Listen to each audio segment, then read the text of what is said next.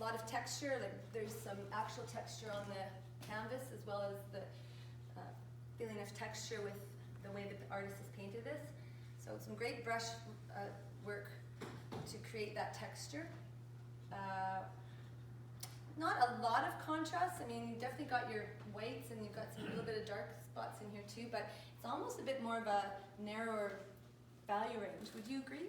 Yeah, it is. One of the things is that I'm finding that a logical focal point for me, if I was painting this, would probably be, you know, somewhere in here, because we've got a bit of sunlight coming in the back and a bit of light coming in on the trunk. So to me, that's sort of a visually interesting sort of place. Or perhaps the focal point's more over here. And also, I would say focal point's sort of there too, yeah. It would be, but what I'm finding is that this dark here is not as dark as this dark up here. So, and this is very visually interesting. So the, you know, the highest contrast is really kind of up in the sky here. So it's not sort of allowing me to settle down here as being, well, this is the, I hope this isn't wet, this is the focal point, and then my eye wants to travel around. If there was just a bit more contrast down there, a bit more grounding to it, I guess, at the base of the trunk, would that? I totally agree. I think you need those darker darks in here to secure it. Now there would be shadows in that too that we don't see as much.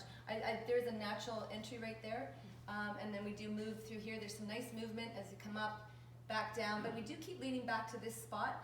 I personally would have liked to have seen a little more maybe detail or contrast or something to keep bringing the artist's eye back to that spot again and again, because what we tend to do is we do a quick loop and then we're out.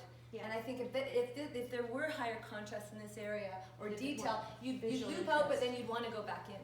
Yeah. That's why a focal point is so essential, is because you want to keep drawing your eye back to it, and we don't really have that with this piece, but otherwise, I mean, the technique is outstanding. It's a very nice sense of dappled light. Yes. You know, I get a nice sense of the dappled light and visual interest down here.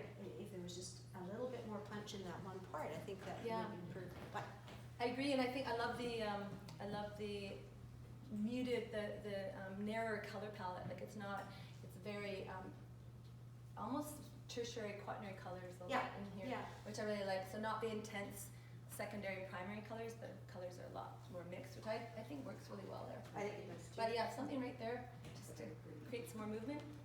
Would you back off the air holes in the tree? No, I wouldn't personally recommend decreasing anything up here. I think it just needs to be increased there. Well, especially if you think about it, this is the foreground of the painting, but the highest contrast is kind of up here. We need a little more contrast right here if you want to get into the piece.